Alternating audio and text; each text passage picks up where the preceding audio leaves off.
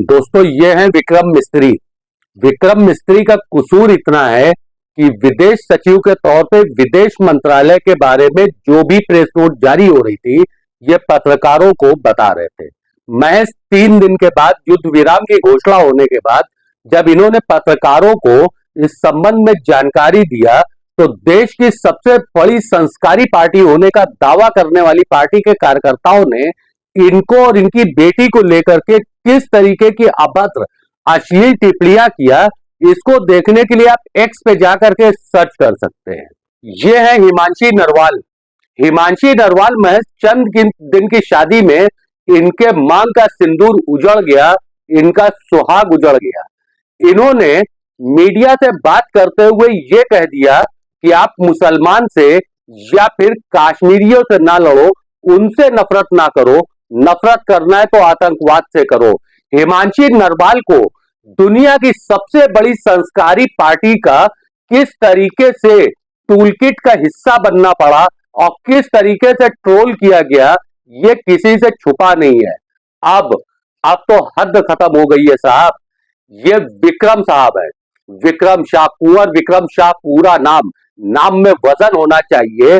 चेहरे के ऊपर 3,000 रुपए का रेबैन का चश्मा लगाए हुए कुंवर विक्रम शाह ने सारी चीजों की हद खत्म कर दिया। लगा ही नहीं कि ये एक विधायक है।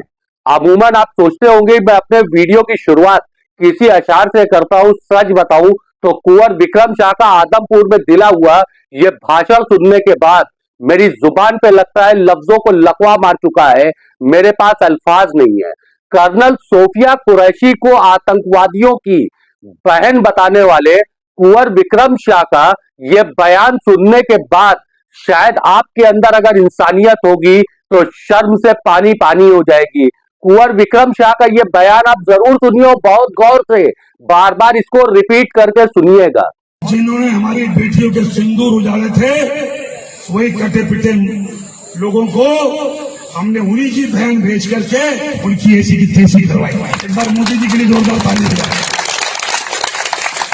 उन्होंने कपड़ा उतार उतार के हमारे हिंदुओं को मारा और मोदी जी ने उनकी बहन को उनकी ऐसी की तैसी करने हमारे जहाज से उनके घर आए। अब मोदी जी कपड़े तो उतार नहीं सकते थे, इसलिए उनके समाज की बहन को भेजा कि तुमने हमारी बहनों को अगर विधवा किया है तो तुम्हारे समाज की बहन आके तुम्हें नंगा करके छोड़ेगी। देश का सम्मान, मान सम्मान और हमारी बहनों का सुहाग का बदला तुम्हारी जाति की, समाज की बहनों को पाकिस्तान भेज कर अगर कोई ले सकता है। और उन्होंने कहा था घर में घुस के मालूम, घर में घुस। आपने सुना किस तरीके से नफरत का बीज कुंवर विक्रम शाह ने बोया।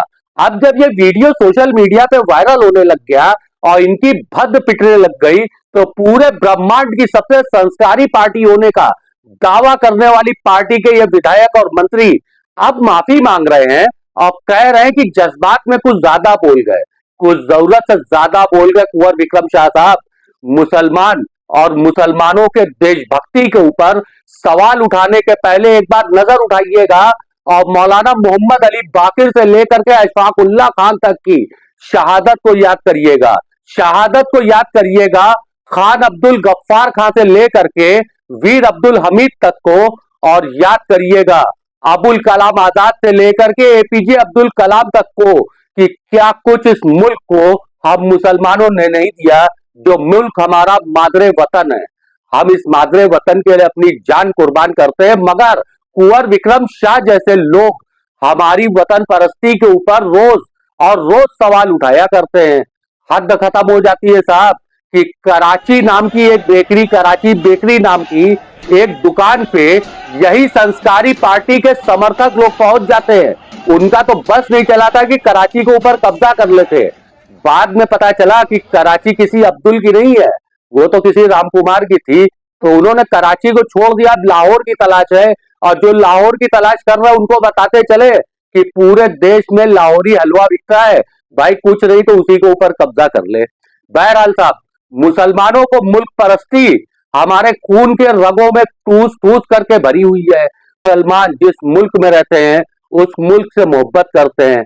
हमारे बुजुर्गों ने, हमारे बाप ने, हमारे दादाओं ने मुल्क परस्ती सिखाई और आज भी हमारे बुजुर्ग इस मुल्क परस्ती का जो है सबक दिया करते हैं। बनारस के कुछ मानिंद लोगों ने इस तरीके का अपना बयान जारी किया, इसको आप गौर से सुनिए। पाकिस्तान के बारे में जब से हम पढ़ते थे तो हमें ये लगता था कि ये इस्लामी मुल्क है, लेकिन ऐसा है नहीं, क्योंकि 1971 में हम लोगों ने देख लिया था कि जिस तरह से ये लोग बांग्लादेश जो बना बाद में इंदिरा जी की बदौलत, उसमें जो आतंक इन्होंने मचाया हुआ था वो इनका कंटिन्यू रहा बराबर, और ये कभी भी इस्लामी मुल्क नहीं रहा। इनका शरीयत से कोई वास्ता नहीं है, क्योंकि शराब वहाँ आम है, जुआ हराम है, हराम खोरी हराम है। बड़े बड़े लोग वहाँ इस तरह के मुलविस रहे, वहाँ के वज़ीर आज़म, वज़ीर, जनरल, ये सब डाकू लुटेरे हैं, ये बराबर लूटते रहे हैं और विदेशों में अपनी संपत्ति बनाते रहे हैं। इन्होंने हमारे मुल्क में एक तरीके से जंग थोपने की कोशिश की। पहलगाम का भी जो अटैक हुआ, ये एक सोची समझी रणनीति के तहत था कि यहाँ पे हिंदू मुसलमानों के बीच में एक मतभेद पैदा हो जाए। हमारे मुल्क में सबके बीच में एक मतभेद पैदा करने की कोशिश की, जो बहुत ही दुर्भाग्यपूर्ण था, क्योंकि वो तो अपनी जगह बैठे रहते, यहाँ हम लोग उसके लिए परेशानी के जद में आ जाते हैं। मदरसे के बच्चों को भी सुना है कि वो लोग इस तरह के ढाल के तौर पे इस्तेमाल करते हैं, जैसे जैश मोहम्मद या कौन सी तंजीमें हैं जो हमारे मोहम्मद साहब के नाम पे हैं, लेकिन ये काम तो उनके जैसा नहीं करते हैं, ना उनकी बताई हुई तालीमात पे अमल करते हैं।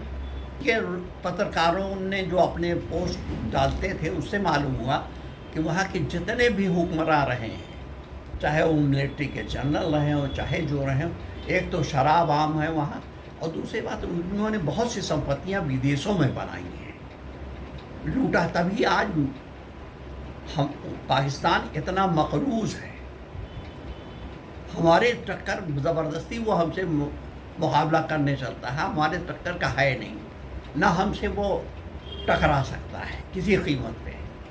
यहाँ हम लोग जितने भी रहने वाले यहाँ के हैं, इस मुल्क के हिंदू या मुसलमान जो भी हैं, सब अपनी सेना के साथ बराबर के खड़े हैं। क्योंकि मैंने तो 71 के वार में भी देखा था, हम लोगों ने जब वार जीते थे, जब जनरल नियाज़ी ने सरेंडर किया था, ये बदतरीन दिन था जब 1 लाख फौजियों ने सरेंडर किया था। इस्लामी हिस्ट्री में कभी ऐसा नहीं हुआ कि जो इतने आदमियों ने कभी जो है सरेंडर किया हो। लेकिन हम लोग अपनी सेना के जो कार्रवाई थी उसके लिए हम लोगों ने पूरे शहर में जुलूस निकाला था। वहाँ के लखनऊ यूनिवर्सिटी के वाइस चांसलर के नेतृत्व में हम उसमें बराबर के शरीक रहे और आगे आगे चलते रहे। तो पाकिस्तान को हम किसी तरह इस्लामी मुल्क तो नहीं कह सकते, न वहाँ शरिया का कोई लिहाज है। जो जिन मुल्कों में शरीयत का लिहाज है वहाँ के बारे में तो हम कह सकते हैं कि वहाँ शरीयत के लिहाज से चलती है, पाकिस्तान में नहीं चलता है। बिस्मिल्लाहिर्रहमानिर्रहीम। मैं अब्दुल्ला नासिर कासमी, अध्यक्ष जमीयत उलमा ज़िला बनारस, हम अपने शहर के रहने वाले और तमाम देशवासियों से ये अपील करना चाहते हैं कि देश में अमन व शांति और प्यार और मोहब्बत के माहौल को ज़िंदा रखने और उसकी हिफाजत करने की ज़िम्मेदारी हम सब की है। आतंकवाद, दहशतगर्दी किसी की तरफ से हो, वो देश के लिए भी सही नहीं और हम उसकी कड़ी लफ्ज़ों में निंदा करते हैं। कश्मीर में जो कुछ हुआ है और जो इस घटना का मुजरिम है, मैं ये कहता हूँ कि उसको पकड़ा जाए और उसको ऐसी सख्त सज़ा दी जाए कि दूसरे लोगों को फिर दोबारा इस काम की हिम्मत न पड़े। जो लोग आतंक को बढ़ावा देने वाले और उसके ज़रिए से इंसानियत का खून करने वाले हैं, वो न सिर्फ देश के दुश्मन हैं बल्कि वो अपने आप के भी दुश्मन हैं। चाहे धर्म कोई हो, हम धर्म से उठकर इंसानियत की बुनियाद पर आपस के मेल जोल और सद्भावना और प्यार और मोहब्बत, यही हमारा संदेश होना चाहिए।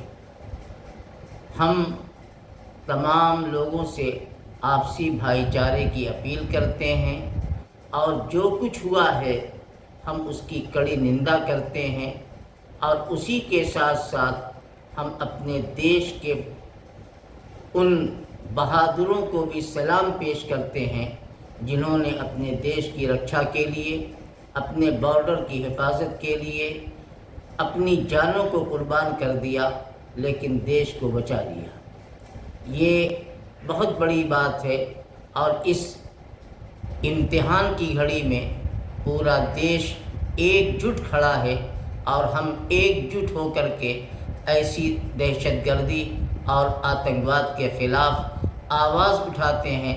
और हमारी सरकार से भी ये गुजारिश होगी और अपील होगी कि वो अपने स्तर से सच्चाई का पता लगाए और जो मुजरिम है उसको कड़ी से कड़ी सज़ा दी जाए और हमारे वो भाई, हमारी वो बहनें, चाहे उनका धर्म कुछ भी हो, जिन्होंने अपनी जानें खो दी हैं और गंवा दी हैं, सरकार उनको भरपूर मुआवजा दे और उनकी मदद करे और ऐसा वातावरण दे कि हम सब के सब आपस में मुल्क की हिफाजत और देश की रक्षा के लिए हम एकजुट होकर खड़े रहें और कदम से कदम मिलाकर नहीं बल्कि दिल से दिल मिलाकर हम आगे बढ़ें। इसी में देश की भी तरक्की है और देश के में रहने वालों की तरक्की है। हमारी दुआएं साथ में हैं और हम हुकूमत ने जो कदम उठाया है हम उसकी उस पर हम उसको मुबारकबाद भी देते हैं और खुशी भी जाहिर करते हैं और हम आइंदा के लिए इस तरह की घटनाएं ना हों, हुकूमत उस पर भी कड़ी नज़र रखे और ताकि हम लोग अमन सुकून के साथ रह सकें, प्यार और मोहब्बत के साथ रह सकें। यही हमारा संदेश और हमारा पैगाम है।